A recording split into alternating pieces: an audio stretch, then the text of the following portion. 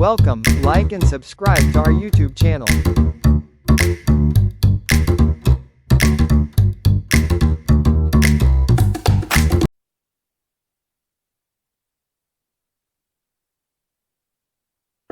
Edition of our health talk. No? So today, it's but timely to talk about something because parating na yung holiday, no? Yung festivities natin, no? Because we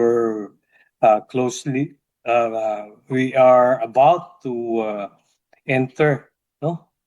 Probably roughly 2 weeks from now, or 3 weeks, almost 3 weeks, sa Christmas. So a lot of parties are now being prepared, and so we have to battle a very tempting and very difficult to avoid, no? Which is, of course, yung kainan, no? We'll be attending several Christmas parties, and definitely all of this will entail a lot of eating sessions. And depending on what we will be eating, of course, if it's the same things that we eat all over again, things will definitely be a little bit difficult for us to think about, because we cannot simply avoid this a lot of eating sessions, no? So it is but timely to perhaps talk about something that will help us, no? And I would want to talk about the joints, no? This is a big problem among our not too old people, no? But just the same, no? Especially it's a combination of the weather, the types of food that we eat. And so what happens? We will definitely be suffering from some form of joint pains. So let's start our lecture by informing you that this should be a pain-free holiday festivity, no? How can we protect our joints this festive season, no? Kasi that will definitely be something that we don't want to experience, especially as Christmas comes close, no?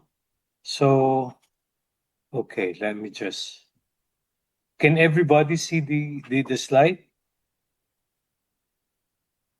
Miss Hannah?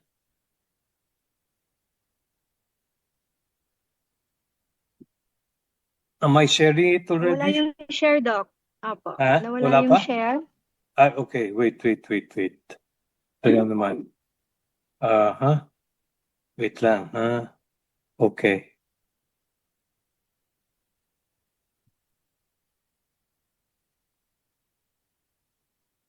Okay. Yan. Do you see it? Can you see it now? Yes, Doc. Okay na. Okay. So everyone can see this now. Okay. So we titled this as Pain-Free Holidays, no? Protecting our joints this festive season, no? How to enjoy the movement, mobility, and comfort during this holiday season, no? So, of course, why joint health matters during the holidays, no? Because it's obviously these holidays increases joint stress, no? Nagkakaroon tayo ng maraming kirot, no, sa ating kasukasuan. Simply because what? The weather turns colder. Mas malamig na ngayon eh. In fact, in other countries, it's winter time na, no? Dito sa atin, though we don't have winter, but definitely we can still experience the cold weather, no? So the moment it's cold, what happens? Yung ating mga kasukasuan becomes more becomes stiffer, no? And then of course, like what I said earlier, definitely we will be indulging in a lot of eating sessions, no? Parties left and right. So since everything is offered to us, no? Maraming kainan, maraming pagkain, iba't ibang klase. So chances are we might be experiencing more inflammatory reactions, no? Especially those types of food that are very rich in purines, no? That will lead to accumulation of uric acid. And then, of course, aside from the food, aside from the weather, of course, our busy schedules. No, I for one, nagkakasabay-sabay, nagkakasunod-sunod. In fact, I'm leaving in a few hours' time. I have to be in the airport between 2 to 3 a.m. No, to get out of the country to attend some important conferences. No, so yung busy schedule natin, no, left and right, no. So what happens? We tend to rest lesser and lesser. And then there are more physical strains, no? No? Stress to cope with the demands of the schedules, no? With the demands of our commitments, no? So sometimes all of this will definitely affect, no, everything, no, inside their bodies, particularly those that involve inflammatory reactions.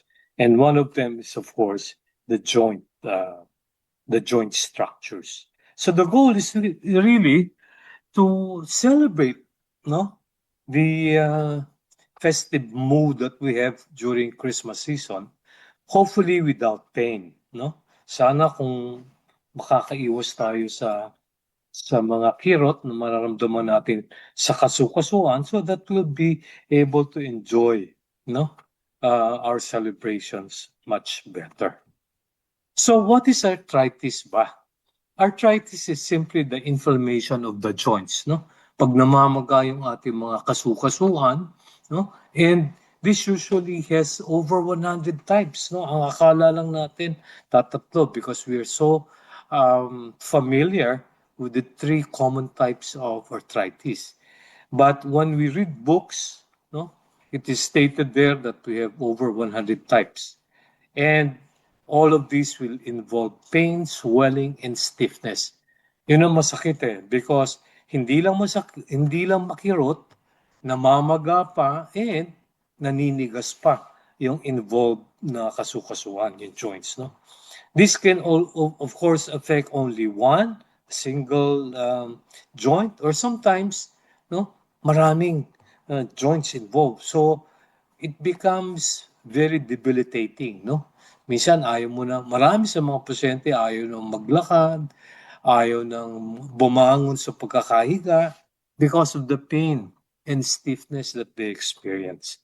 Of course, it is very common in older adults, but it can occur at any age group, no?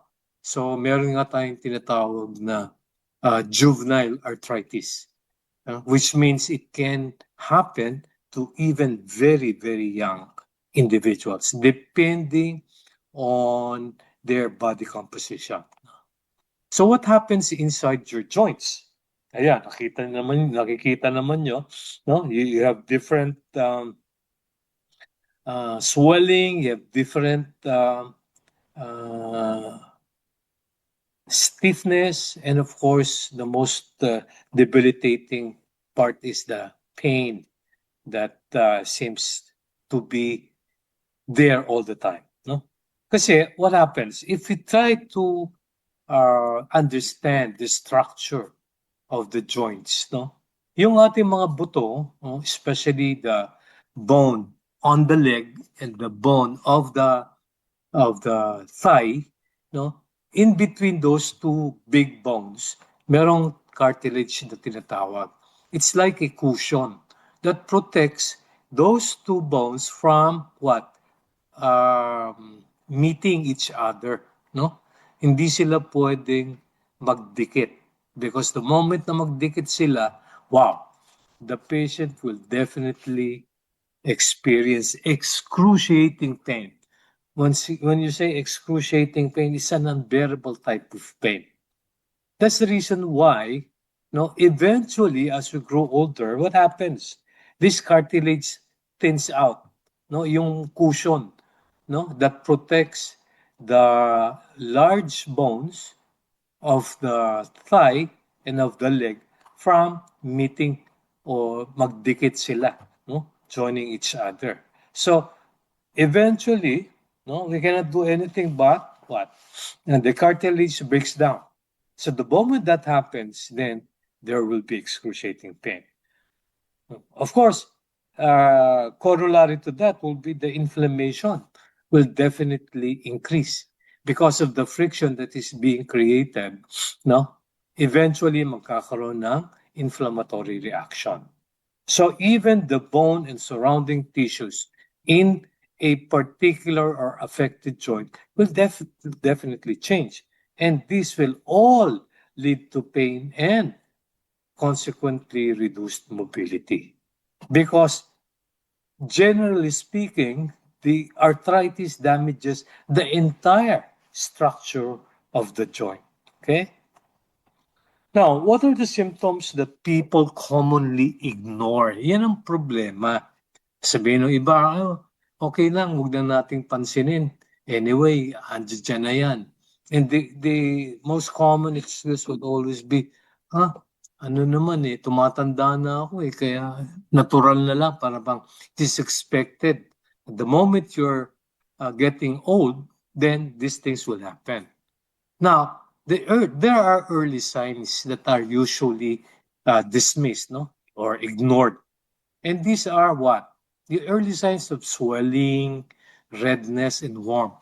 Mapapansin nyo, unti-unting namamaga, namumula, and pag hinawakan nyo, medyo mainit-init. And one obvious symptom that we try to ignore is of course the morning stiffness. Pagkagising natin sa umaga, minsan parang naninigas yung ating mga kasukasuan. Not only of the lower extremities but also of the upper extremities sometimes. So what happens? This will lead to a limited range of motion. Hindi natin maigalaw. Because natatakot tayo, the more we move it, chances are the more pain that we will be experiencing. And then consequently, what happens? Because of the limited range of motion, definitely, there will be difficulty of walking. Even yung ating, what do you call this?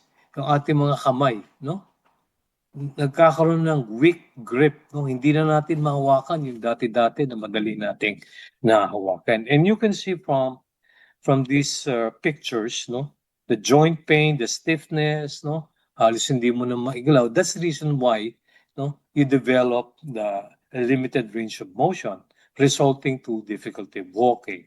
And then yun nga, sabi ko, there's swelling and warmth, mainit-init, namumula, and consequently, ayaw mo nang gumalaw. There is reduced mobility. Now, arthritis in general, will have all of these signs and symptoms. Now, let's talk about the more common, more familiar types of arthritis. And these are osteoarthritis, rheumatoid arthritis, and gouty arthritis. Hindi natin sila simple maitagalog kasi sasabihin lang natin rheuma. Pero ngayon, naunawaan natin that there are different types of rheuma. Wala namang Tagalog version or equivalent yung this. At kahit dito lang sa tatlong ito, osteoarthritis, rheumatoid, and gouty arthritis. So we need to make sure that we are able to differentiate one from the other.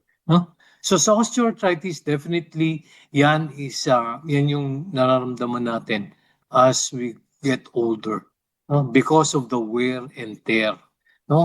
Nasanay tayo, of course, lagi tayong gumagalaw. In fact, for some of us, ang physical activities natin ay regular. We indulge in exercises. We go to the gym. Well, in my case, personally, I go to the gym 2 or 3 times a week, aside from doing 30 minutes of walking after dinner, with my wife. So eventually, ano mangyayari because of the constant,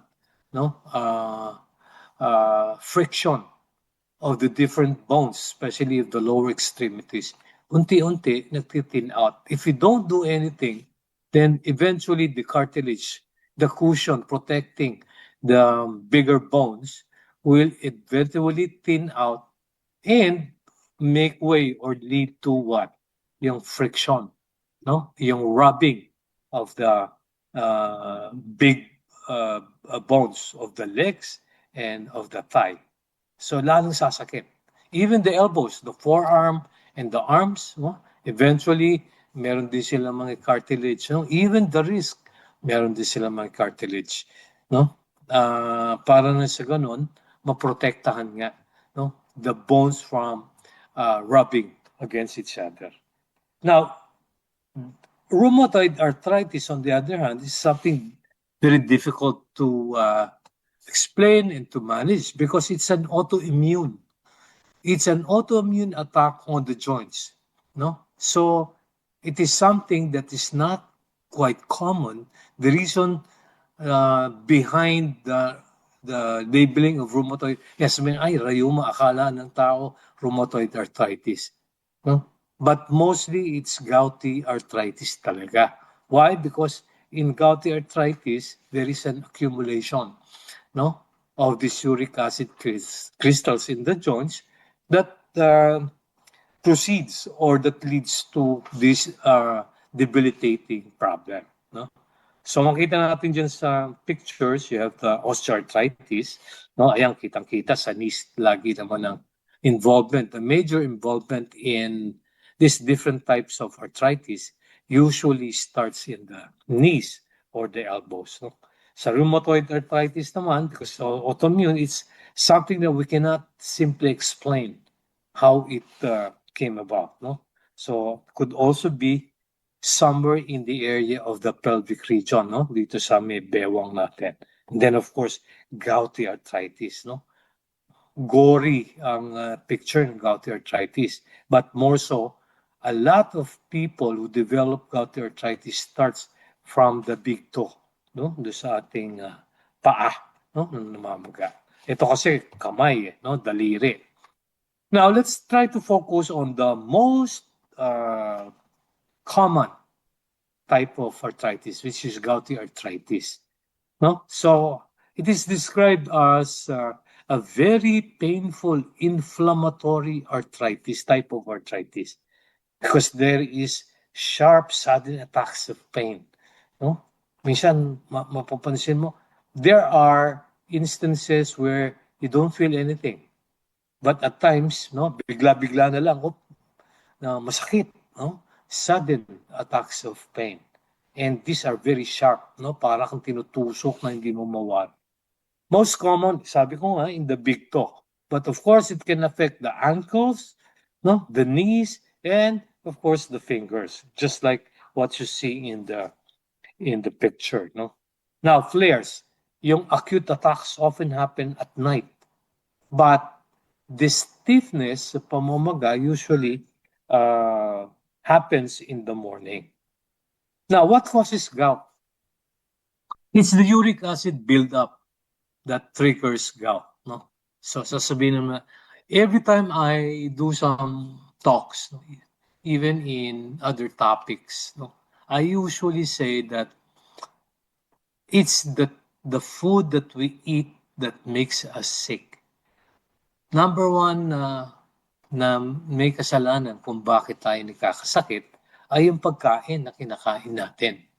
Because we are not able to choose the right types of food. Basta kung ano na lang yung gusto natin, kung ano na lang yung pakiramdam natin masarap, then of course, yun ang ating kinakain. We are not so conscious about nutritional advices, nutritional suggestions that are very important in order to come out with the right types of food that we should be eating. Sabi nga natin, di ba, there's a saying, there's a question, do you live to eat or do you eat to live? It's really very difficult to discern, no? Pero kasi sabihin naman ng tao, hindi naman po tayo mabubuhay kung hindi tayo kakain. Right. But are we eating the right types of food? And definitely it's always the food that is to blame. It is the food that we eat which causes a lot of our medical issues and concerns. So the uric acid buildup in gout, triggers gout. So number one, high purine foods, red meat, okay, diba? Organ meats, no, yung mga lamang loob, even seafoods like shellfish, no? Ano pa? Yung mga considered anchovies, sardines, mackerel, scallops, masasarap dito, no? But these are very rich in purines that are converted consequently to uric acid. Tapos alcohol, especially beer, no? Yan ang nagiging problema natin. Red meat, of course, is another one, no? Beef, of course, sa atin, sometimes even kambing, no? Lamb, no? These are sources of red meat with very high purine contents, no? What else? Of course, yun ang wala tayong magagawa when we talk of genetics and the age factor, no? So that's the reason why you would notice the moment you consult, no, sa mga doktor tulad namin, we usually get the medical history. And part of the medical history is to what? Ask for the family history, no, family and social history, which would point to the hereditary, no, implications of what could possibly be at high risk, no? Ano ka ba, mataas ba ang probability mo na siguro magkakaroon ka ng ganitong sakit because of your family background? And then of course, we also have some plant foods na tinatawag, no, that are very high in purines, no, that can be converted into uric acid. Like yung mga beans, no? Lahat ng klase ng nuts, lahat ng klase ng peas, and even lentils. Alam niyo ba yung lentils? These are edible seeds of legume plants, no?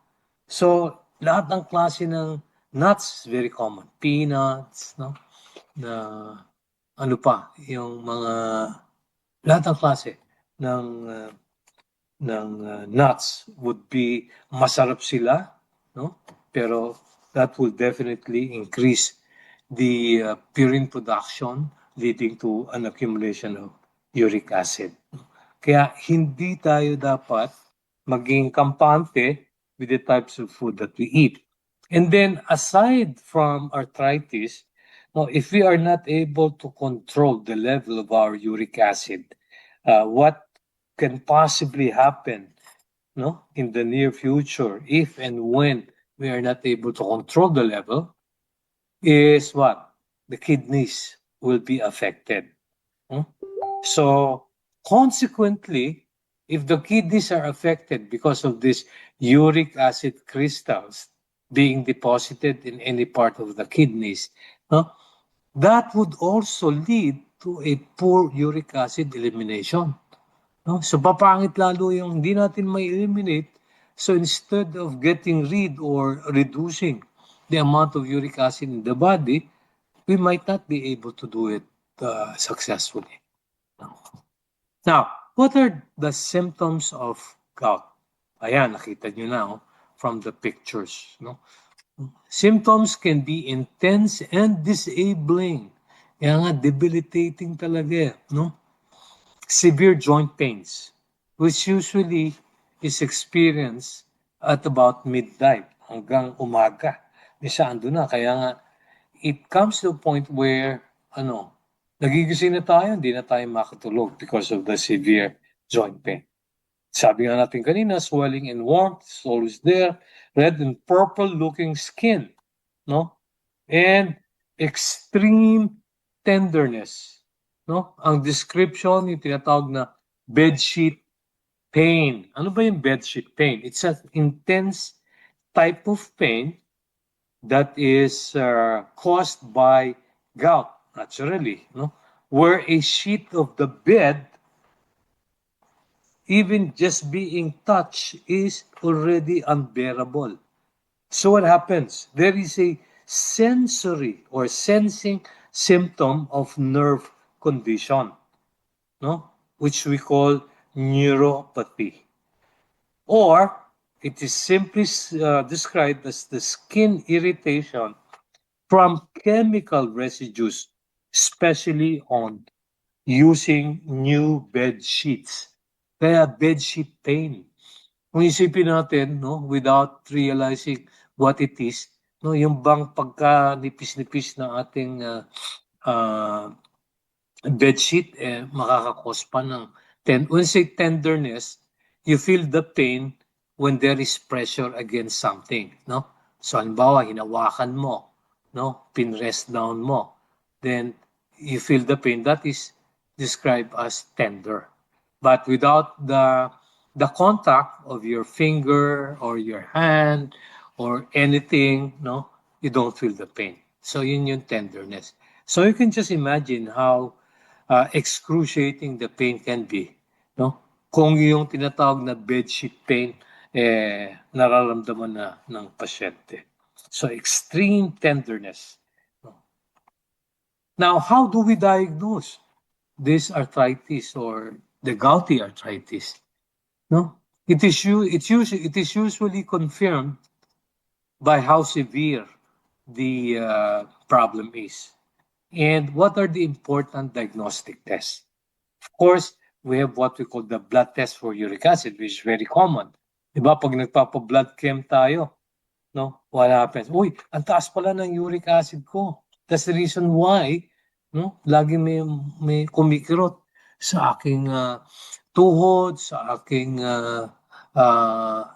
paa, no, sa aking mga kamay, no. So obviously, no, it's so easy to detect whether your uric acid level is high or low through the blood exam. Now, there is also what we call, no, the joint fluid analysis to find out whether these uric acid crystals are really present, no? Yun yung tinatawag na in medical term arthrosynthesis, no? You poke the needle, no, to withdraw fluid from the affected joint, no? And that is to identify the presence of what we call the needle-shaped monosodium urate crystals, yung MSU crystals.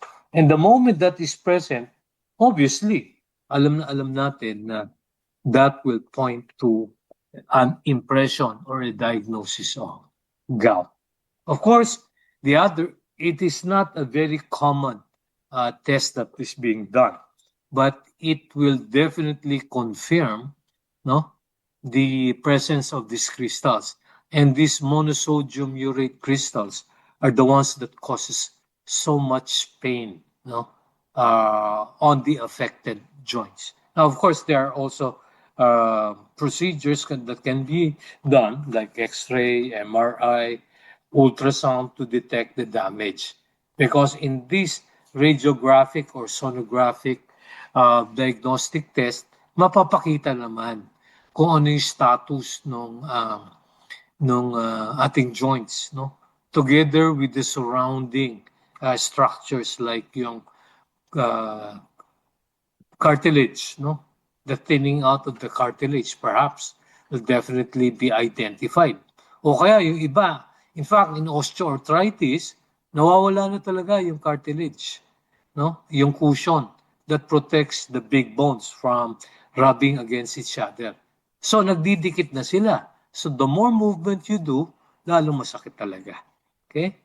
So yan yung mga paraan on how to diagnose and verify the presence of gouty arthritis.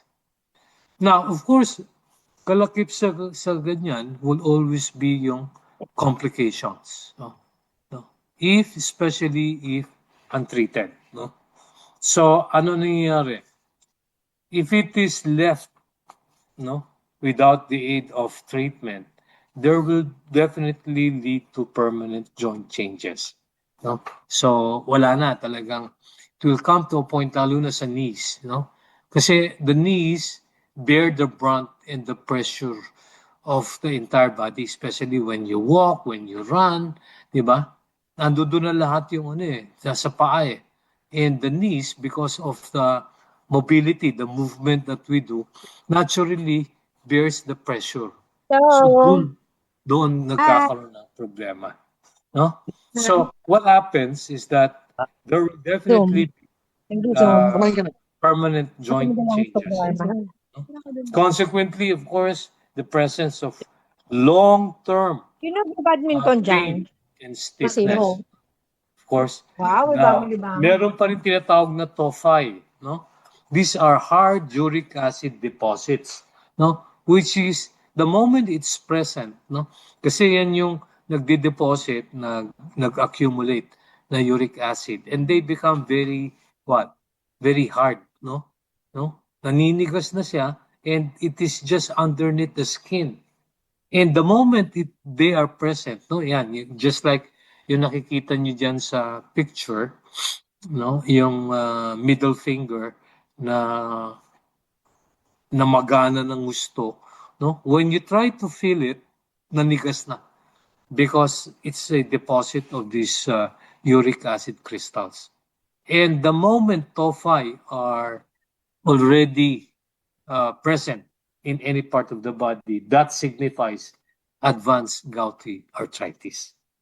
And then, ang pinakaayaw natin, no, na mabuti na may mention natin ngayon is the possibility of the uric acid crystals, no, forming stones in the kidneys. So, yan pwedeng panggalingan din. That's the reason why pagka pataas ang uric acid crystals natin, we also need to find out whether our kidneys are okay, meaning they don't have the deposits or the crystals of uric acid. And we can possibly verify that through some of these diagnostic tests, especially the ultrasound or the MRI. Okay. Now, as we have said, these complications, no, especially if untreated, definitely will result to delay, and this delay will definitely further lead to long-term damage. Okay? So, why holidays make arthritis worse? Again, we go back to the basic things. Holiday habits can trigger these acute flare-ups, no? Sumasakit, the acute pains, the acute episodes of this excruciating pain. No, because of what? Again, sabi natin, pagkain eh. We cannot do away with the types of food that we eat, no? Especially if we're not so conscious about it. The meat products, especially, no? Sabi nga natin, yun ang nakakatakot because this red meat is one very common cause of leading to uric acid formation. And then, of course, sugar and alcohol, sabi nga natin. It's not only beer, but that includes even hard liquors. And then, lalo pang lumalala because of the cold weather, no? That will ultimately increase the stiffness. Lalong naninigas. Masakit na, naninigas pa. So, this will definitely lead to what? No? A reduced mobility. Ayaw na natin gumalaw. Kasi the more na we move, the more that we walk, no? Lalo sumasakit. So, it becomes a very stressful experience, no? And that will also affect our regular sleeping pattern, no? And both the stress and the lack of regular sleeping pattern will definitely worsen inflammation. Sabi nga natin, everything starts from an inflammatory reaction, no? And it's very important, no, to realize and understand the impact of this inflammation. Also, no, because of we're not able to move, no? Nagiging sedentary lifestyle natin, no? Minsan ang pagkakadiskutehan natin is kumain tayo na kumain, no? So it's a vicious cycle. No? Weight gain, no? Lalaki tayo, no? We are either overweight or obese to the point that this will definitely strain or put more pressure on the joints. That will worsen the situation. Lalong sasakit. Kaya nga vicious cycle eh. Paikot-ikot na lang yung nangyayari sa atin. No? So hindi na tayo makakaalis sa ganong sitwasyon. So we need to do what? These are the healthy holiday prevention tips. As I always say, no, an ounce of prevention and protection is even better than a ton of cure. So small habits can possibly prevent pain. No? So how can we, in a small little way, try to prevent or delay the progression of gouty arthritis? One is very simple. Drink more water. Napakalaga na uminom tayo maraming tubig, no? 2 or 3 liters, roughly 2 or 3 liters a day would be a good way to start. So we have to drink more water. Emphasis on water, not just fluids. Kasi mamaya mahilig kayo uminom na soft drinks. It's the worst type of drink, no?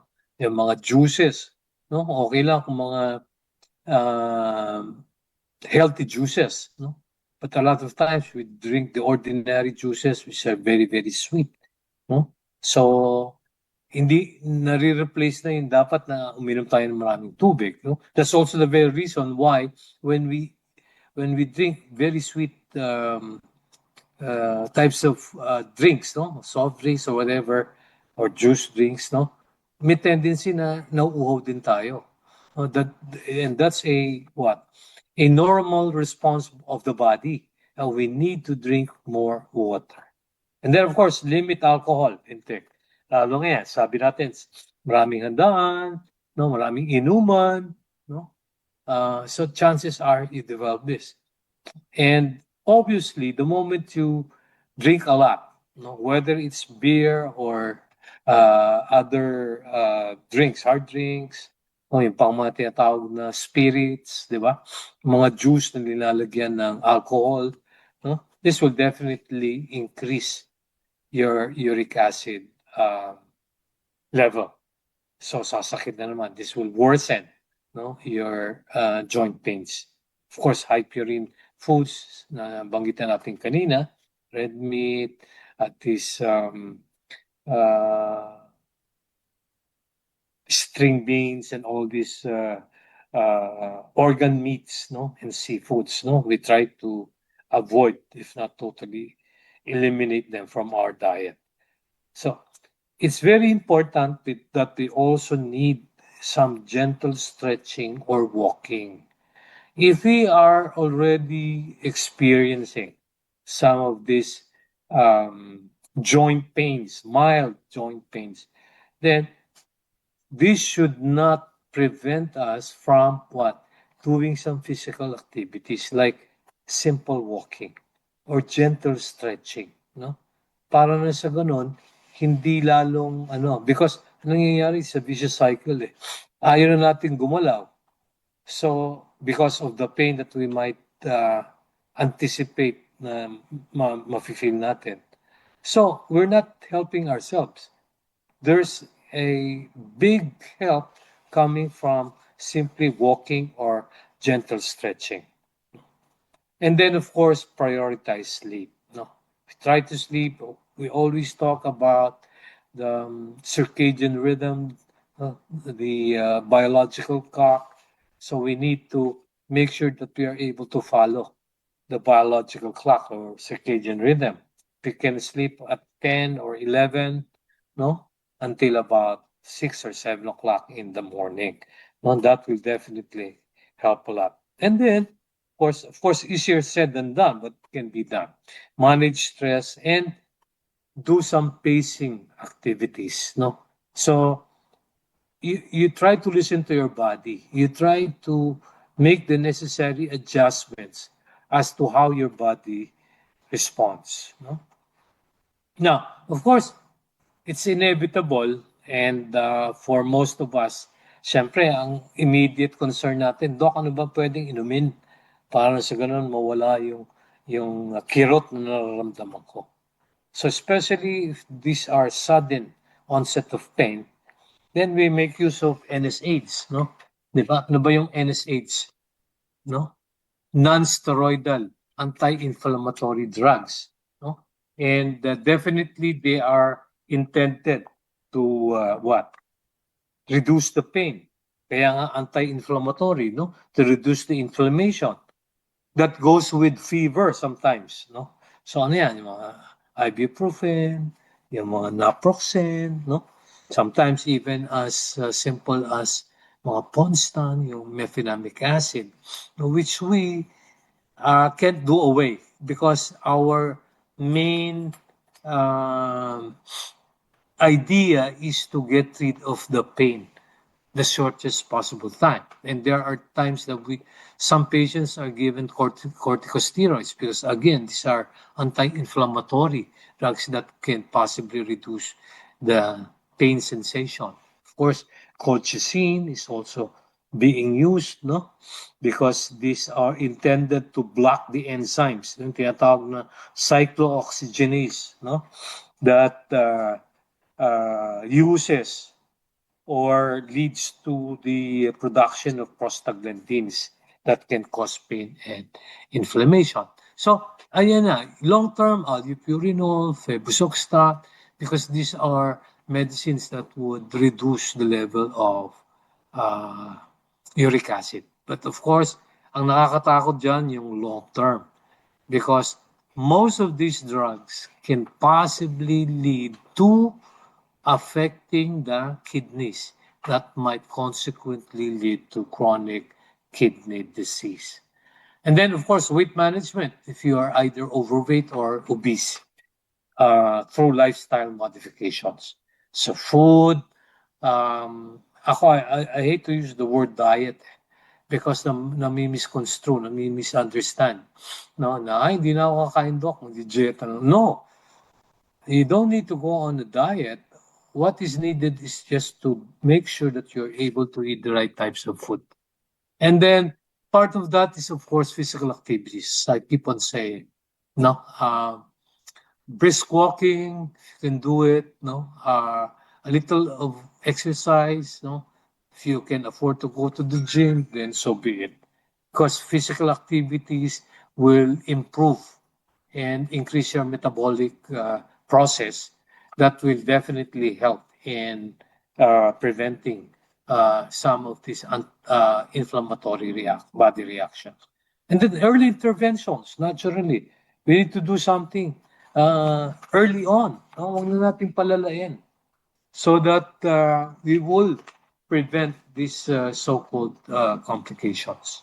So both of this, no, in fact, in general, when we talk of arthritis, no, that includes gouty arthritis. Medyo mahirapan lang tayo sa rheumatoid arthritis because it's an autoimmune. And hopefully to prevent us from getting into osteoarthritis. These are all manageable, no? So early detection is very important so that early detection can lead to better outcome. What else? Bakit natigil yung aking ano? Yeah.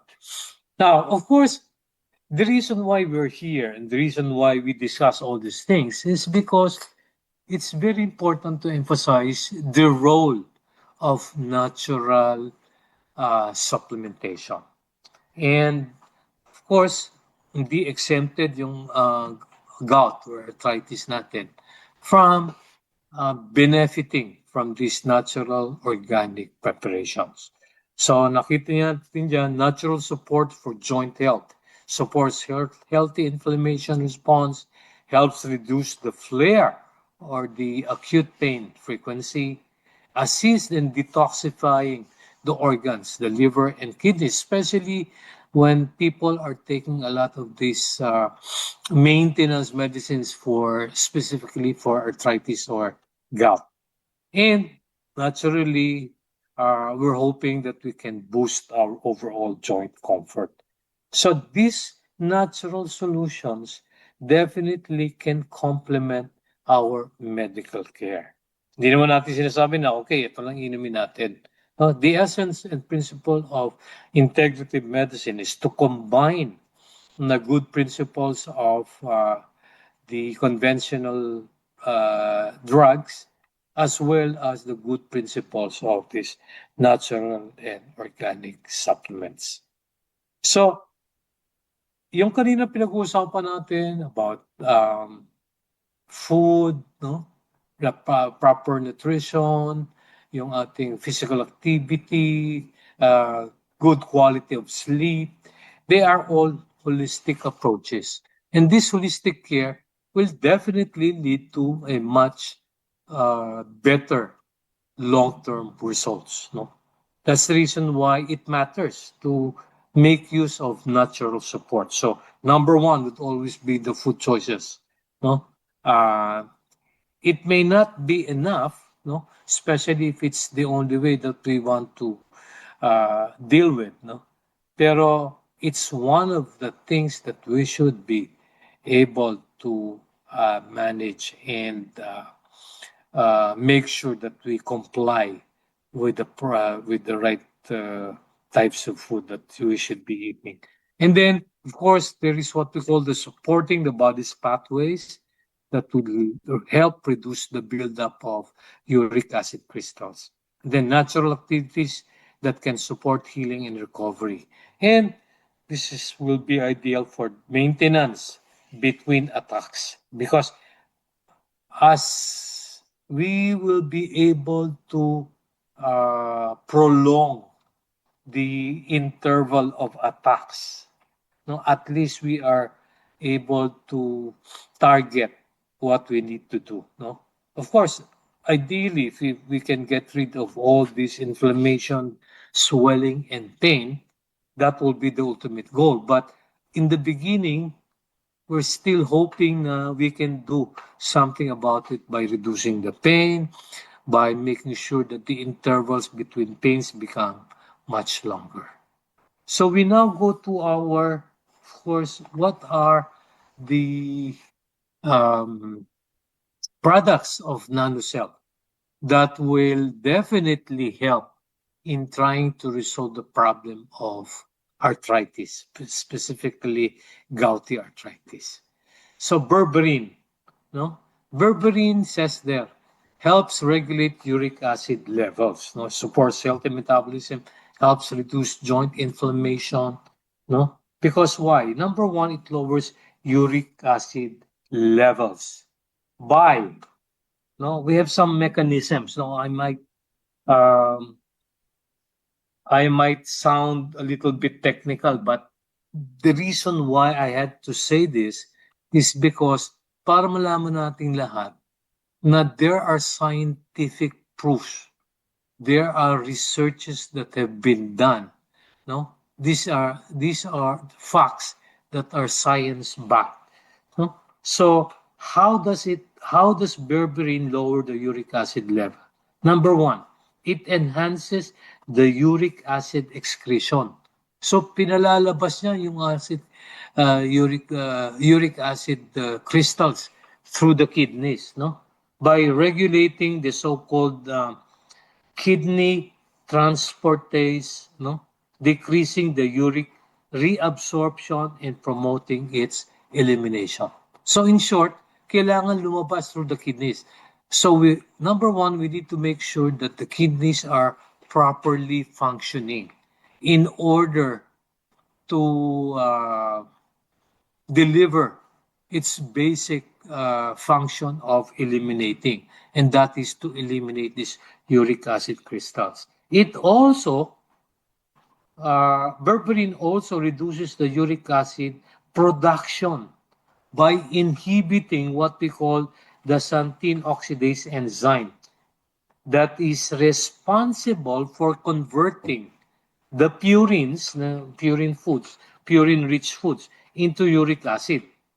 So the moment we are able to inhibit this particular enzyme, no, less uric acid will be circulating in the blood, and consequently, fewer crystal deposits will happen.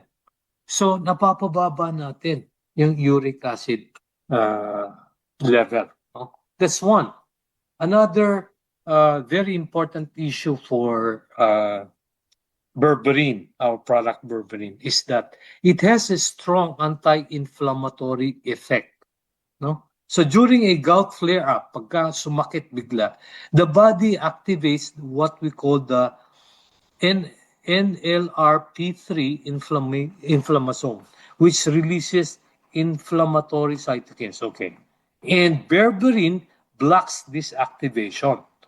So, anong nangyayari sa berberine? No, it acts as a mild NSAID, no? Non-steroidal anti-inflammatory drug.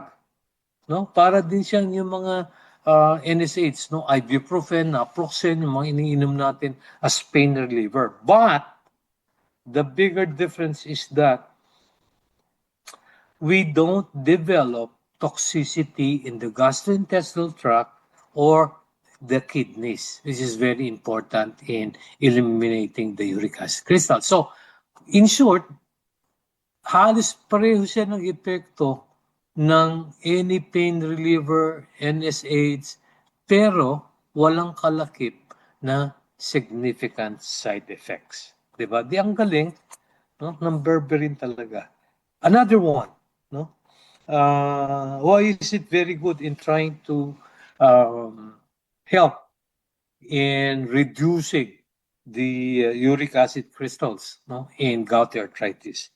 Berberine protects the joint tissues by reducing oxidative stress. It protects the chondrocytes. Yung ano ba yung chondrocytes? Yan yung cartilage cells. No, yun yung cushion that supports and protects the bones, no, from rubbing each other. It also improves what we call, of course, no, na-mention na to noon ni Dr. CJ, yung mitochondrial function. No, it also reduces the crystal-induced cell damage. Hence, less joint degradation will be expected. So, makikita natin na, wow, because of very extensive studies done on berberine, pwede natin talaga ipagmalaki that it will definitely help in trying to reduce, no, the uric acid accumulation. So what would be the clinical implication and what would be the clinical advantage?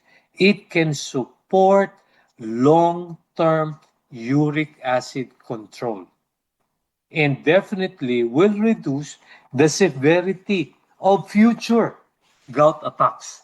So sabi nga natin, the ideal goal is to eliminate these gout attacks, pain, swelling, and inflammation.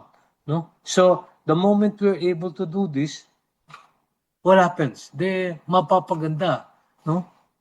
Your life will be much, much more comfortable. Another important issue for our berberine is that it helps metabolic issues commonly linked to gout. And what are these metabolic issues? High blood sugar. Diba? Sabi nga natin, no? It acts on trying to control the blood sugar din. No? Ano pa? The high lipid levels like triglycerides. No?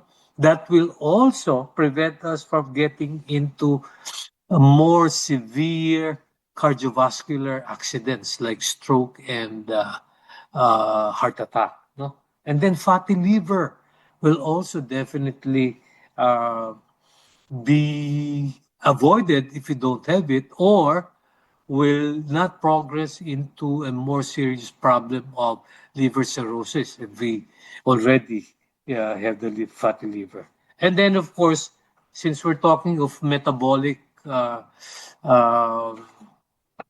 metabolic issues, then obesity is very important, no? So hopefully it can also address the problem of overweight and obesity.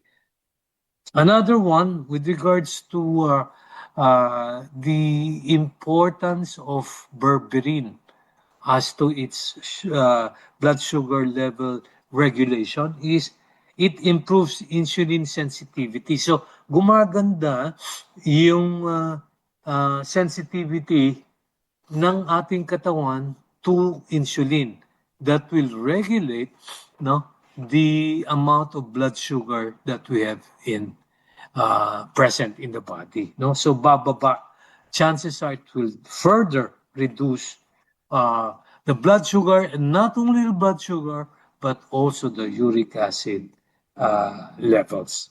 So andyan siya na yan, no? Kasi nga, remember that berberine, because of the synergistic botanicals present in it, no, yung gymnema in green tea, no. So it's not only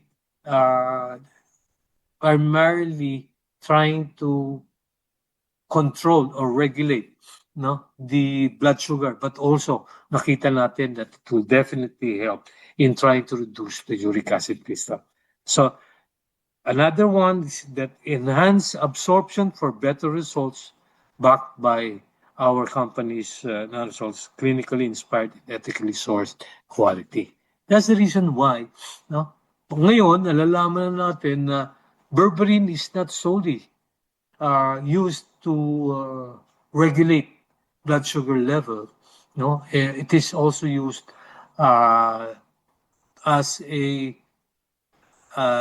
corollary treatment, no, to what, lowering or regulating our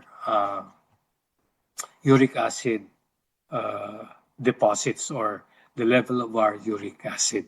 So napakaganda pala, no? Nagpapatong-patong na yung effectiveness ng ating mga natural and organic supplements, no? Now, another product that we are so lucky to have is, of course, Carbacrol. It is a powerful, diba, natural inflammation modulator. So in short, what? It is a very powerful anti-inflammatory. It helps reduce the inflammatory response, no? And how does Carbacrol help in trying to regulate and alleviate the problems in gouty arthritis? Number one, it reduces joint inflammation. So meron na rin kalakip na mga scientific evidences showing that Carbacrol will be a very big help in case of gouty arthritis. It inhibits, again, yung tinasabi nating cyclooxygenase enzyme, no, by reducing the prostaglandins and leukotrienes, no. These are major what, inflammatory mediators. So kapag ka inhibit natin, what would happen? Hindi magkakaroon ng inflammatory reaction. Another one would be what? It suppresses, no, these cytokines, no, hindi ko na mention because it's very technical, but definitely they will try to what? Reduce the gout flare-ups. Ano pa? This Carbacrol will down-regulate these enzymes causing inflammation, no, and lead us to what? Prevent these monosodium urate crystals from triggering inflammation. So in short, all of this will definitely lead to less swelling, less redness, and therefore less pain during flare-up. So kahit na magkaroon ng parang sudden acute inflammatory reaction, aside from being reduced, nawawala rin, nababawasan din ng husto yung pain experience natin when we have it. Another important issue with Carvacrol, no, in trying to help relieve us of these different manifestations in gouty arthritis is that it inhibits, again, oxidative stress. No? It scavenges. No? Anong scavenges? No? Kinukuha niya lahat. No? Yung tinatawag na ROS, yung reactive oxygen species, that is very evident during oxidative stress. It also boosts the antioxidant enzymes, no, such as yung superoxide dismutase and glutathione. It reduces the lipid peroxidation in joint tissues. So, all in all, this will lower the oxidative stress that the patient might have, consequently leading to less joint damage and improved recovery. So ang ganda ng ating Carvacrol in trying to treat the problem of gout. Another important issue that has been mentioned is that it provides what an analgesic or pain relieving effect by again modulating the receptors involved in pain sensation. No, it also reduces what we call the nerve or neuronal excitability. No, so it helps decrease the sensitivity of inflamed joints. Kasi the moment the inflammation is there, what usually happens is that definitely magkakaroon ng intense pain. So by being a very potent pain relieving, providing a very potent pain relieving effect, Carvacrol decreases the pain intensity, especially during acute gout attacks. See? Hindi natin dati nare-realize how good Carvacrol is kasi isa sa pinaka very common na lagi natin iniisip when we talk about Carvacrol is that it's a very good antimicrobial and anti-inflammatory supplement. No? Now it's getting wider and wider. Again, it also helps lower uric acid level by, again, reducing yung mga enzymes involved in producing this uric acid accumulation. No? There is also improved kidney antioxidant status, leading, pagka maganda ang antioxidant or simply put, the kidney function is at its optimum, there will be better uric acid excretion. Mailalabas natin yung uric acid crystals, so much so na mababa yung ating uric acid level. And so what happens is that we get rid of the pain, the swelling, and the inflammation brought about by this uric acid accumulation. And lastly, it protects the joint cartilage. It reduces the chondrocyte damage, yung cartilage cells na tinatawag natin, that will slow the progression of what we call erosive joint changes, leading to an improvement in tissue healing environment. So, ang ganda ng epekto, both berberine and Carvacrol.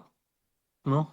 Of course, this can be complemented by proper nutrition and medical management. We're not saying na, okay, we'll just solely depend on these two products, no, para lang to address our problems in uric acid crystal elevation and gouty attacks, no? Pero it will complement the management side, medical management side.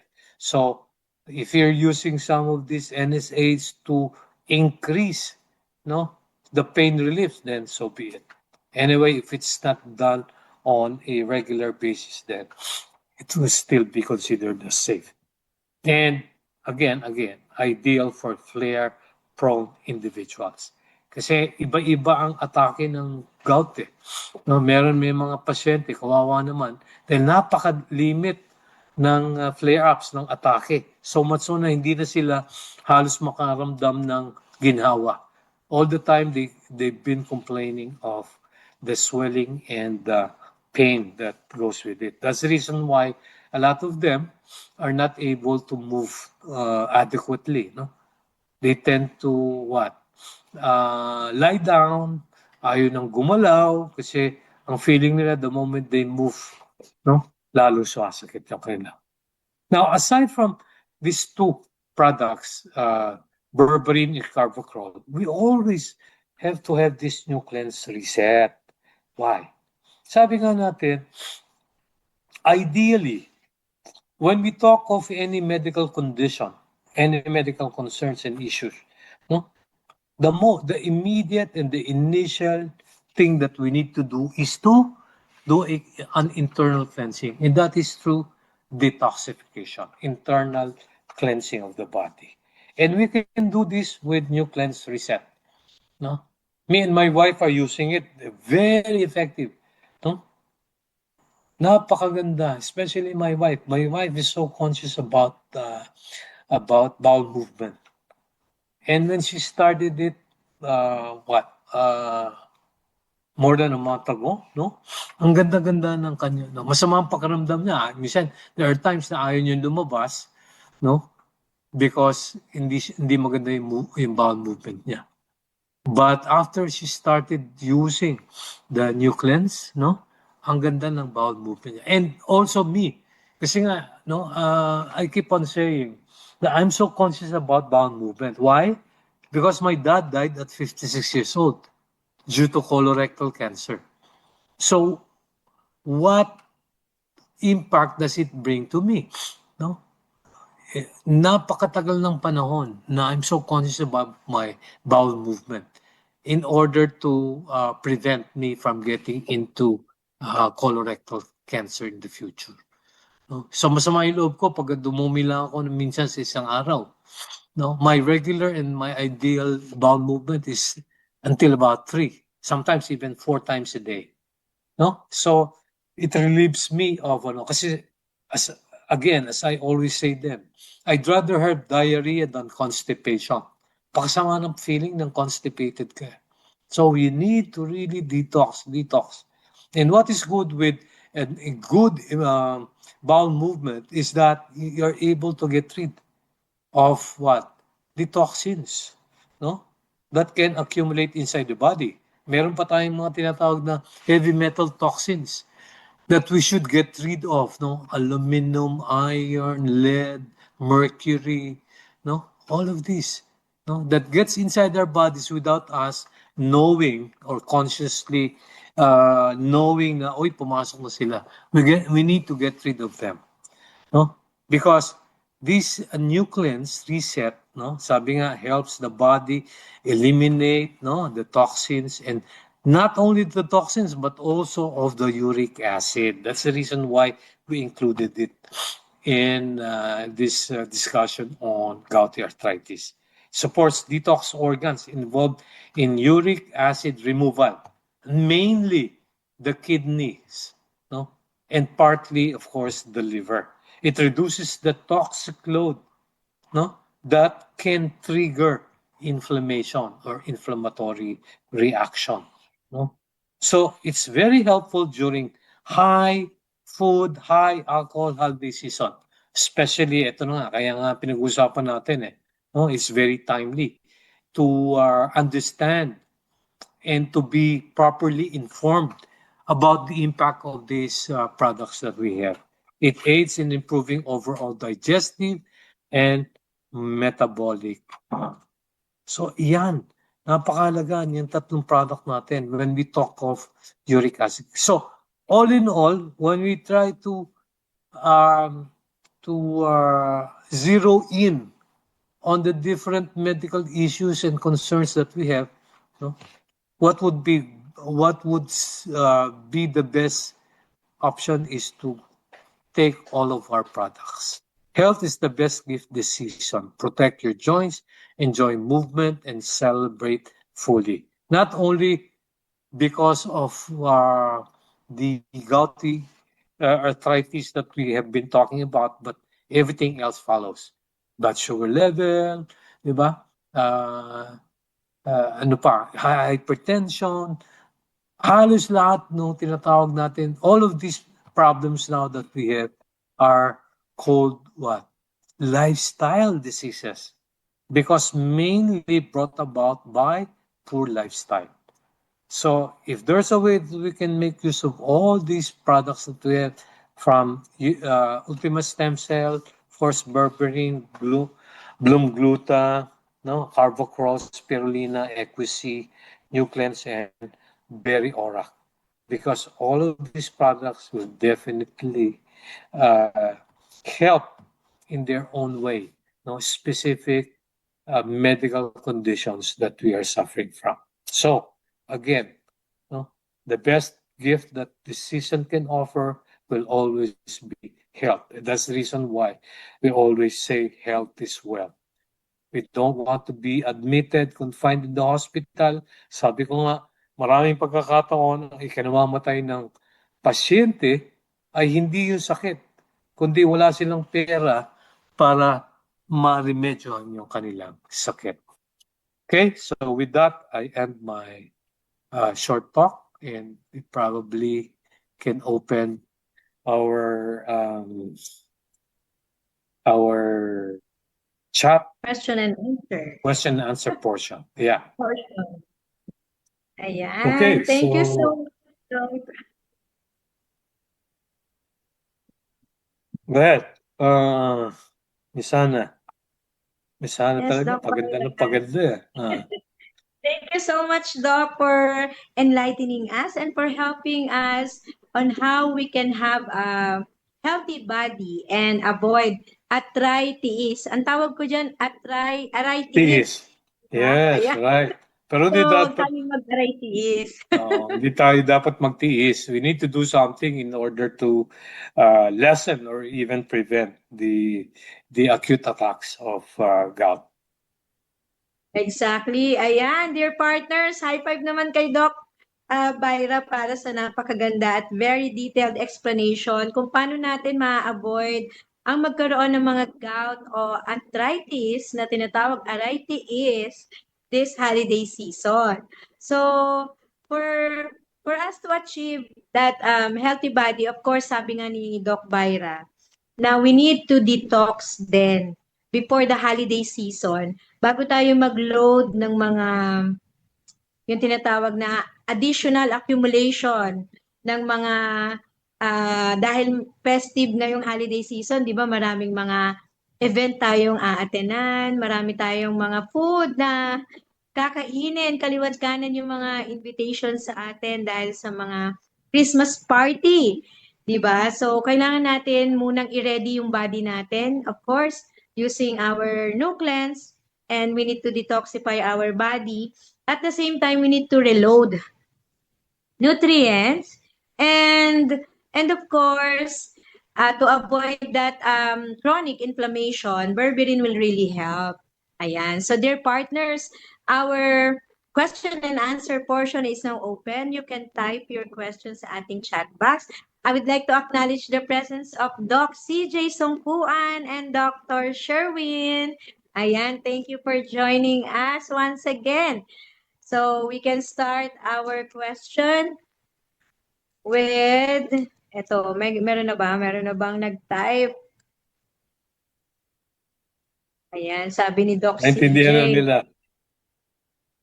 Sabi ni Doc CJ, congratulations, Dr. Ariel. Your presentation on berberine, carbacrol, and Nucleus detox was excellent. You explained the topic clearly and made it easy to understand. Your expertise really showed throughout the discussion. Yan. Salamat sa support, Doc Thank CJ. you talaga. Ni Yes. Doc CJ. Para po dun um, kung paano tamang Ayun na. pag-inom at kung Yeah. paano ang tamang ano po, Ayan, may paggamit ng ating Yeah, yeah, ayan, yeah. Doc. Ayun, yung may bato sa bato.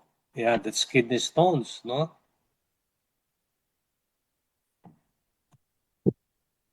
Hello, Ayan, Lisan? sabi ni Yeah, BF, go ahead.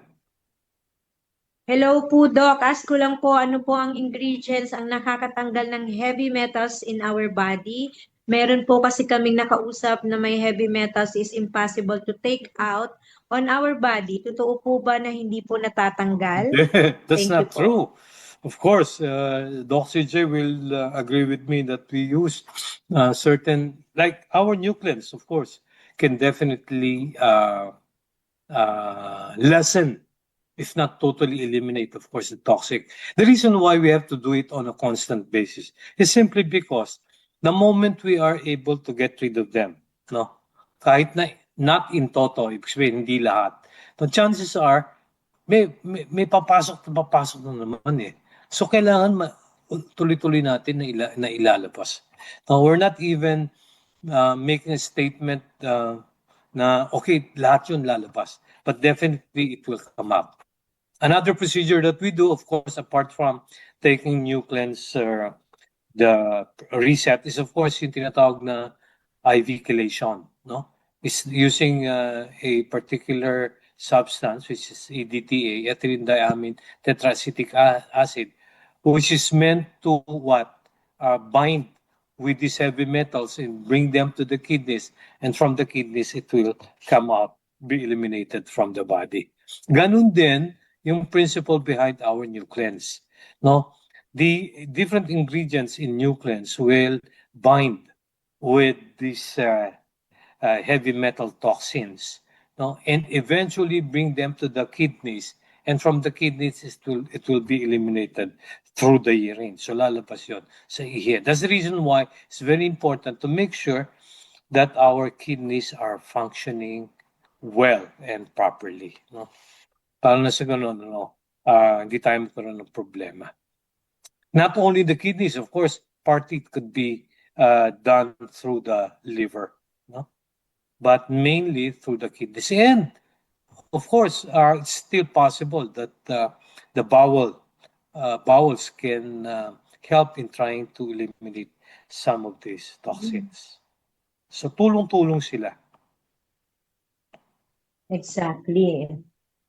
Ayan, thank you, Doc. Another question coming from Direct Kuya Lay. Sabi niya po, Doc Ariel, ilang capsule po pang kidney stones? Then, pag may maintenance yung magtitake, pwede po ba siyang isabay? Then, ano po yung interval sa pag-take? Okay, when you talk of, like, for example, berberine, no, we usually start with 2 to 3 times a day. One one capsule, 2 to 3 times a day. Now, as I've said earlier, no, kung merong kasamang mga conventional drugs, we're not saying that you have to stop them, no.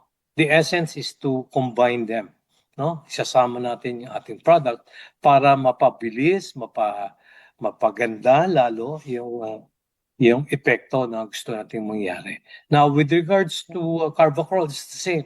Yung gel, di ba? Yung ating carvacrol comes with gel, no? You can still use even 2 or 3 times a day would be very, very safe. In fact, you can even double the dose if there's a need to, for as long as there are intervals, no? May pagitan ng oras ng pag-inom.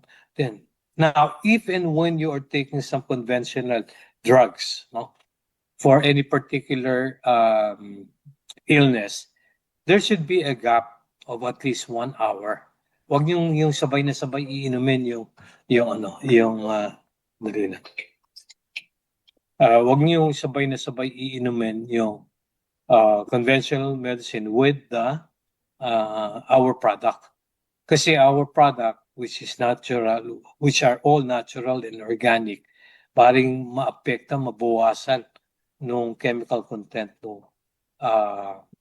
maintenance medicines or synthetic medicines. So, dapat may interval, no? Either you take our products first initially, or kung gusto niyo you take yung what's this, yung conventional drugs, basta there should be a gap. 1 to 2 hours would be the ideal. Okay, great. Doc, may Wait. another question po tayo coming Wait lang, from... nasa ano ako, nasa Zoom lecture. I'll call you later. Okay, sorry minsan meron Apo. unavoidable calls. Sige, go ahead. Another question, Doc, Ano ba coming siya? from Sir Lito Dohelio. Sabi niya po, tanong ko lang po ang proper dosage ng berberine sa high uric acid. Yeah, yun nga.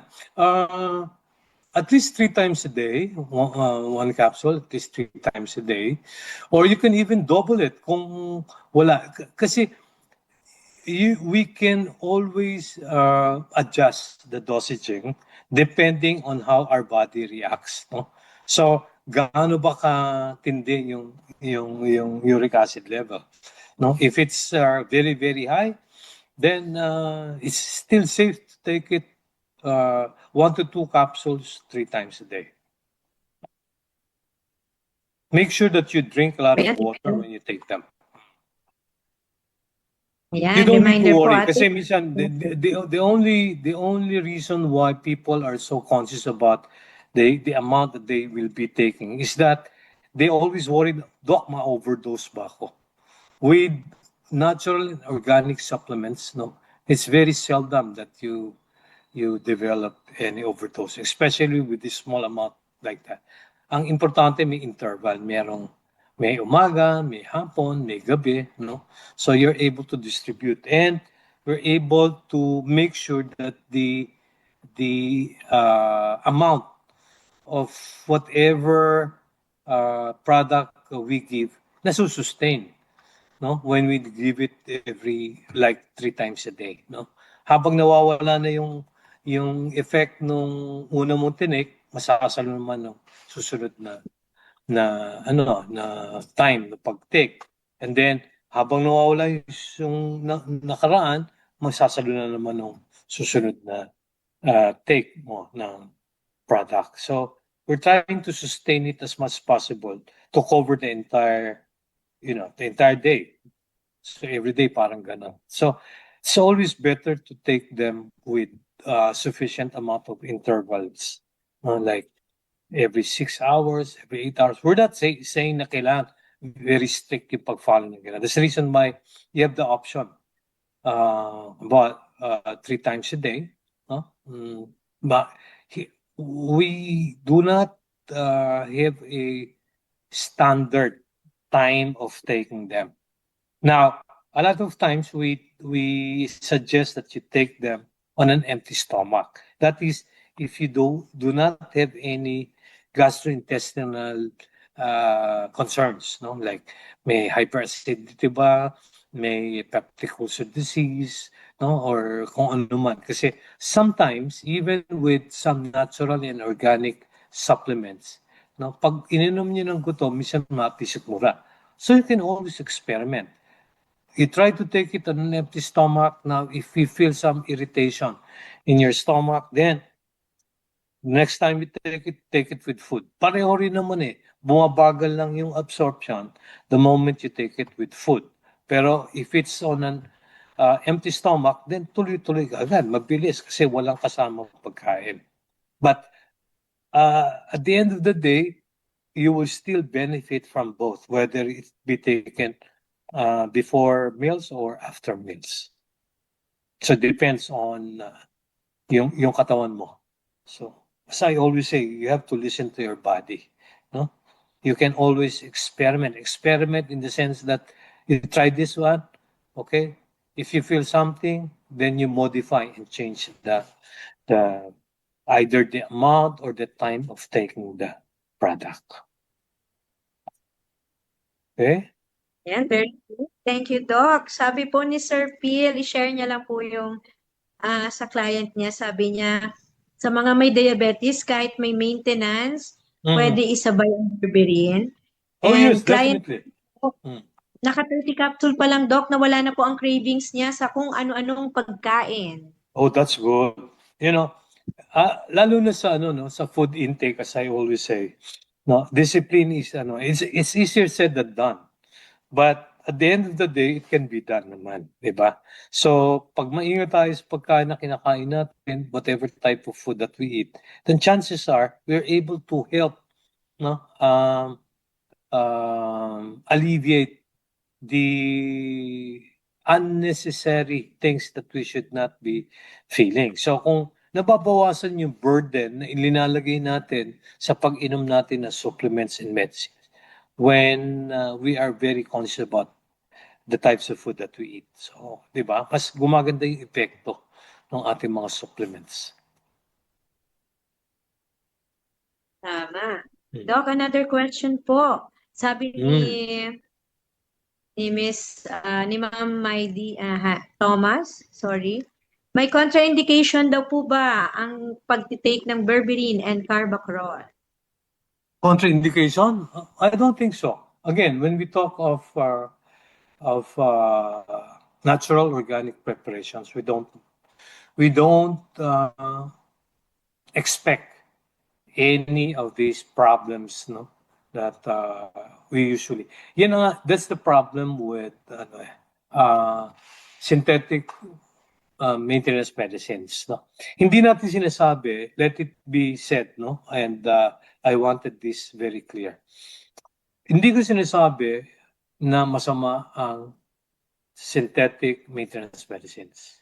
Kaya lang, the reason why napapasama siya is because of the long-term use of these medicines. That's the reason why we are able to solve the problem of long-term taking of these maintenance medicines by incorporating yung ating mga supplements. Because at the end of the day, the bottom line will still be, no, getting rid of these maintenance synthetic medicines gradually. No? Kasi ang nakakatakot yung tinatawag na rebound effect. Like for example, you take an antihypertensive para sa blood pressure mo, and then you simply stop it and you take some other supplements. No, there's the possibility na baka biglang umakyat yung blood pressure mo. Kung sa blood sugar mo, you've been taking some maintenance medicines, and then all of a sudden you stop them and you just substitute some of these supplements. Baka biglang mag-shoot up yun. So that's not how we intend to use, no, our supplements. No, what is needed is that we should be in the beginning combine them with the synthetic maintenance medicines that you're taking, no? And then eventually, gradually, babawasan na natin yung pag-take natin ng maintenance medicines until such time na, okay na, you don't need the maintenance medicines. You just have to be continuously taking itong ating mga supplements. So that's how we do it. That's the essence of integrative medicine. Kaya nga integrate the beginning. Pero hindi naman yun habang buhay, Doc, ganun na lang ba? Na kasama pa rin yung aming, hindi. Of course, the goal is to gradually reduce the intake of these maintenance medicines. Now, as to how long, well, it will depend again on your body. Iba-ibang katawan, iba-ibang reaction, pwedeng mabagal, pwedeng mabilis. But coupled with the holistic approach that we're trying to emphasize, chances are mapapadali, no, yung pagganda ng inyong overall health, so much so that it might come to a point where you don't need to take any of these maintenance medicines anymore. It's easier said than done, but the more important issue is it can be done. Ngayon, if you're diabetic, chances are you're taking some of these maintenance medicines. Then you take, of course, berberine. Ganun din, no? 1 or 2 capsules 3 times a day, no? And you will see the difference, no?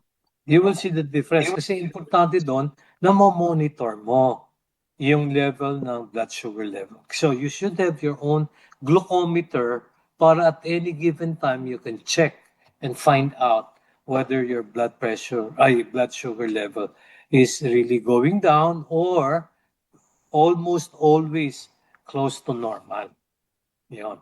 Kasi kailangan din maano natin. Now, if it comes to a point where, nagka-hypo ka na, sumusobra ng baba yung ano, again, adjust. That's the time you can perhaps start trying to lessen, if not totally eliminate your maintenance medicine. And then find out, okay ba yung response ng katawan mo? Are you able to level off or at least malapit na sa normal yung blood sugar level mo all the time? Hindi naman po pwedeng isang kuha lang. Dok, okay na. Because just like the blood pressure, the blood sugar usually fluctuates. Tataas, bababa, tataas, bababa. So hindi pa rin maganda yung ganon. Dapat almost consistently close to normal. Hindi naman natin sinasabi na kailangan normal na normal. But at least kung close to normal, that would be something very significant already.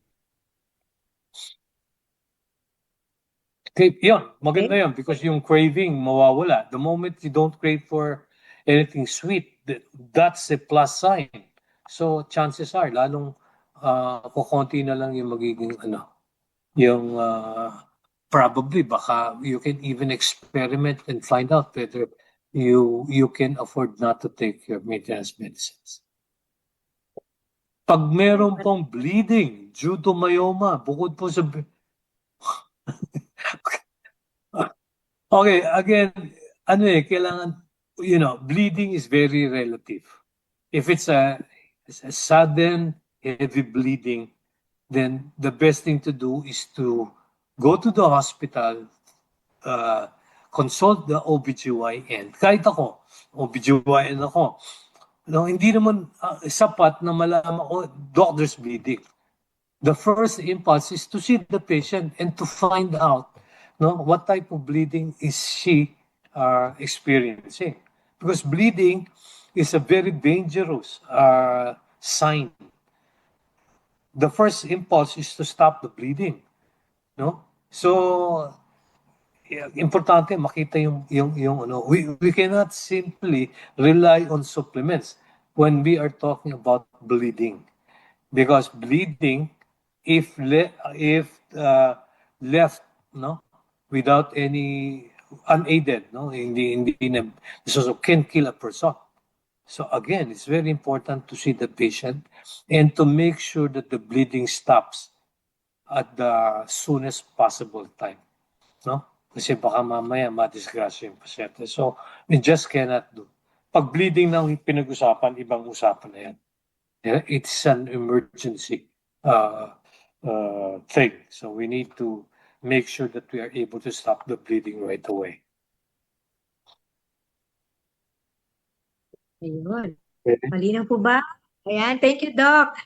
May another question po tayo, sabi ni Direct Pele, sa mga may PCOS, Doc, ilan daw po take nila na berberine per day?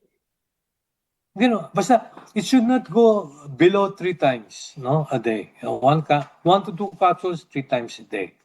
No? Kasi again, 'di ba? Sabi natin PCOS maraming problema, no? We need to address the problem of hormonal deficiency or hormonal imbalance.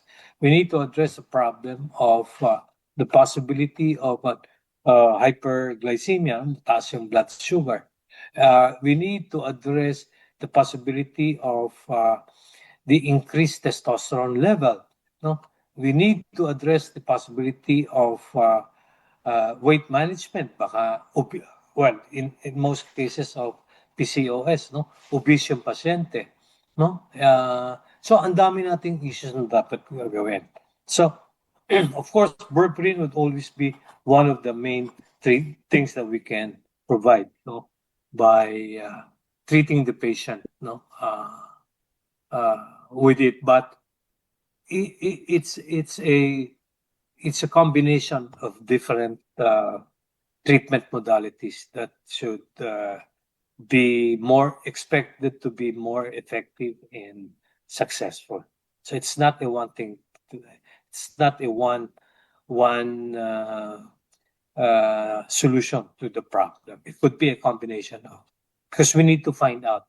Again, no, time and time again, we will always be going back to the idea that doctors like us are like NBI agents. We need to investigate.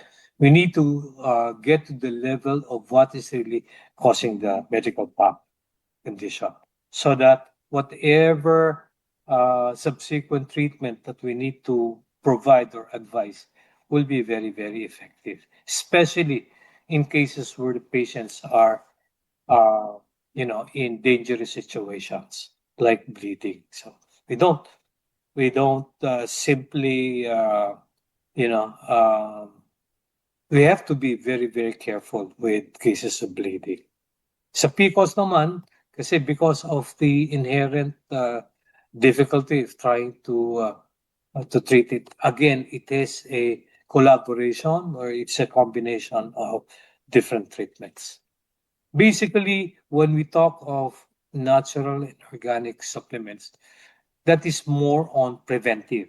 So, wala pa tayong problema and we want to delay or postpone the onset of these different medical conditions, then we can take them. Sila lang okay na. But when it comes to cases where medyo matindi na yung medical condition, then they only become part of the solution to the problem. So it's a combination of these different treatment modalities that will lead to a better outcome. Laging ganon.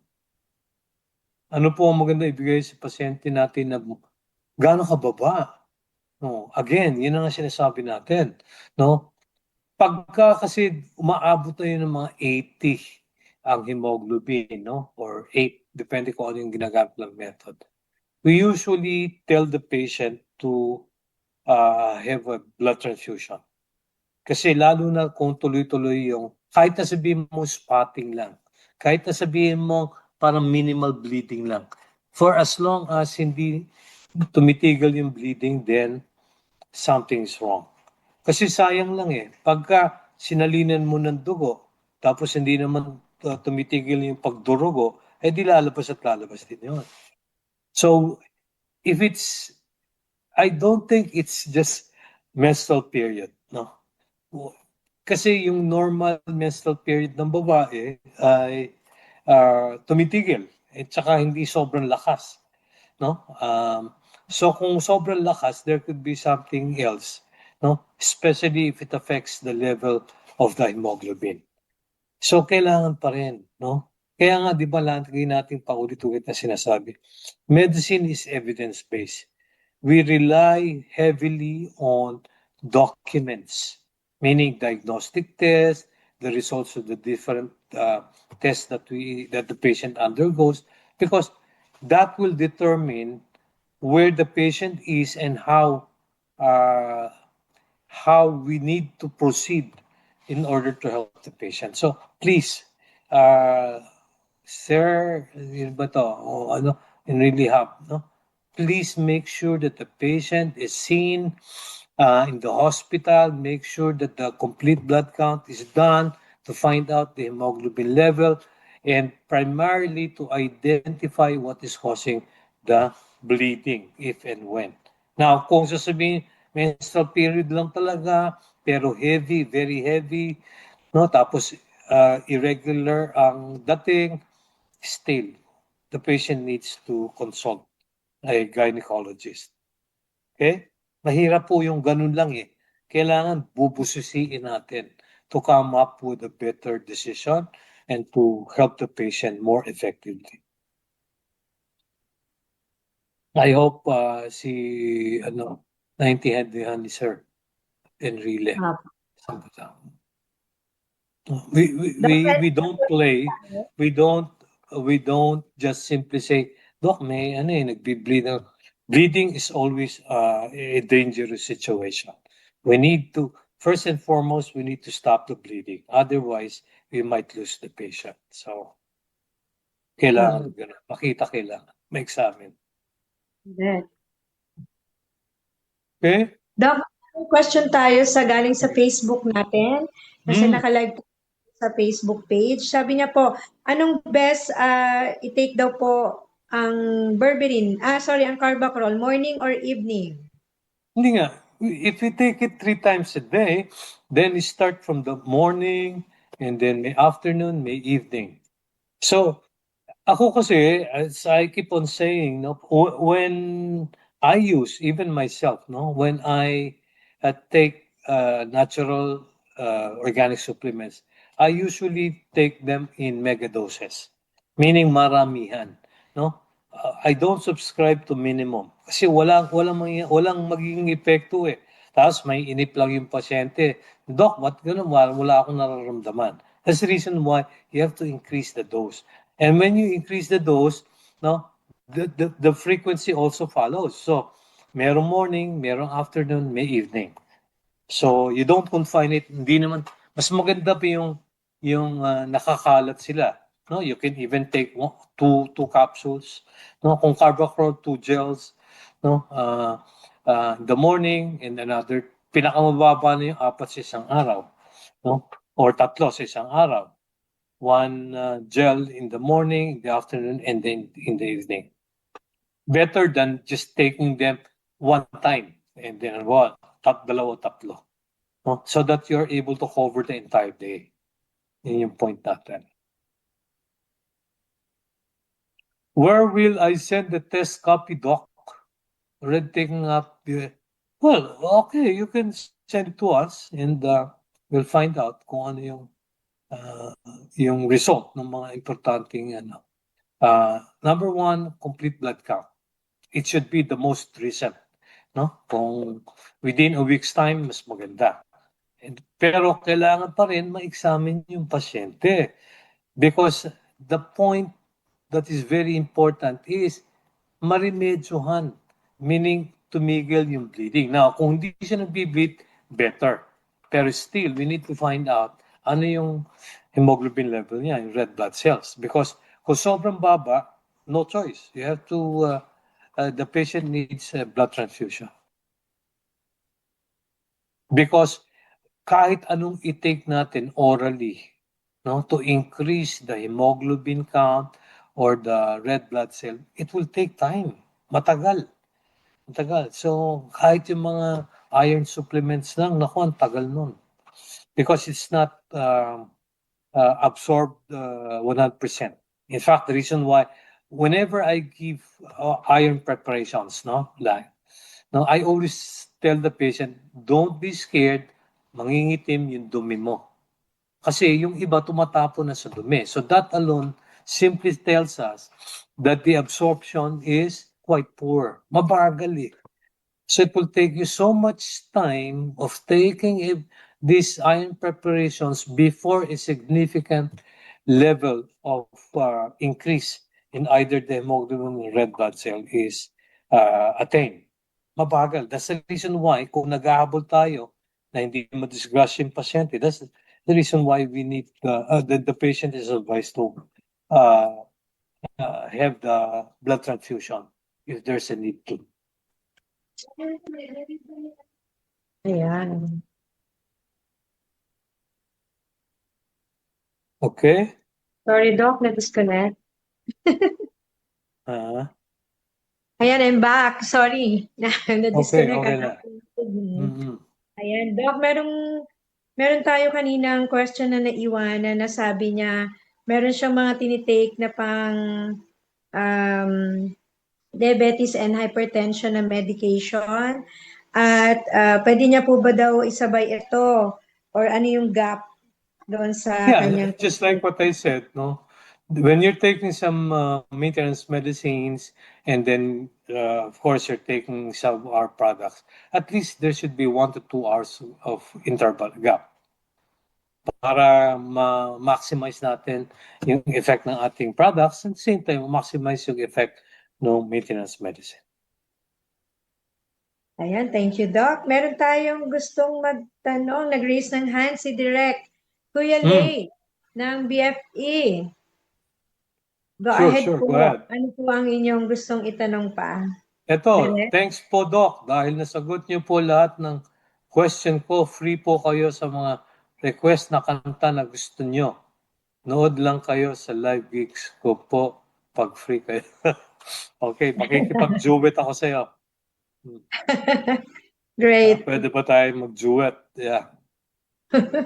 Kasi interesado rin ako kumakanta. Although hindi ako magaling kumanta, pero kahit pa paano nakakanta rin ng konti. Ayan. Yan. Correct. Looking forward to that, ano. Sige, Panoorin namin hanapin yun. natin siya. No? Pag may gig siya, baka mamaya magkaroon na rin ako ng gig. Okay. Anyway, so, dear partners, do you have any more questions with Doc Myra regarding sa ating nucleans, carbocrol, and berberine? I hope everything is well with you, and it's not enough that you just listen. You have to do it, no? All of us should be doing it because malapit ng Christmas, marami ng party. In fact, sunod-sunod na yung in charter. Yung mga Correct. parties natin. So we need to be careful so that we are able to enjoy everything. Diba? Correct. Hopefully hindi tayo Huwag tayo magkasakit. mag-overload masyado ng ano. Choose the Oo. right food. Para din Yes. sa atin. That's So, despite, number one. It's always food. Yun ang nagbibigay ng sakit sa atin eh. So we need to really be careful. Kaya lang, yun nga, meron din kami tinatawag na violation day. No? Cheat day. cheat day. Cheat Oo, day. right. Violation or cheat day. Kaya lang, ang problema minsan, mas malimit yung cheat day kaysa sa hindi.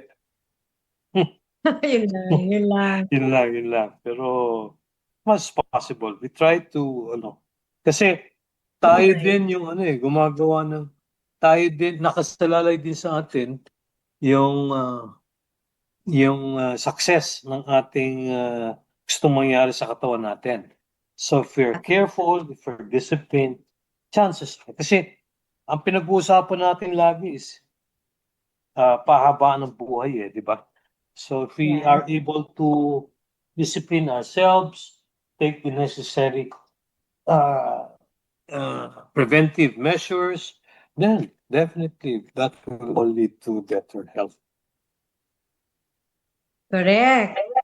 So this holiday season, we can enjoy pa din yung mga atin ng mga activities and events at yung mga kaliwat kanan na invitation sa atin ng Christmas gathering. But we can choose always the proper and right food para sa atin. So if we know na mataas ang sugar natin, you can avoid taking too much carbs and yung mga matatamis na pagkain, medyo eliminate muna po natin. Pero with the help of our NanoCell products, you can still enjoy the holiday season ng favorite dessert ninyo. Pero we suggest minimal pa rin po using berberine. So before we indulge, be sure na naka-berberine po tayo. And Yes, po protect lapit us. na to. Right. Exactly. So mag-detox din po tayo bago mag-holiday para pag ang ating hindi na madagdagan o madagdagan ang pagkasira ng ating mga kung meron tayong issue sa tiyan, sa liver, sa bladder, so take nucleans. Ayan, i-detox na po yun. Very, very effective. Very effective po. So, dear partners, let us always enjoy and be careful sa ating daily habits or activities, lalo na ngayong holiday season para po maiwasan din natin yung mga chronic inflammations at yung mga sakit na possible dahil sa ating overeating at masyado nag-enjoy sa lechon. May high blood. So, lagi po nating tatandaan, be careful po sa ating food intake. So, and katuwang niyo po kami, si NanoCell at mga NanoCell products para po matulungan kayo na ma-achieve ang pagiging healthy body during this holiday or approaching holiday season. So, Doc Byra, maraming Yes. salamat po sa Okay, inyong thanks a lot. very And information. yeah, hope to see you soon. I'm David. Like us on social media. Check the description below. Thank you for watching. Do not forget to like and subscribe to our YouTube channel.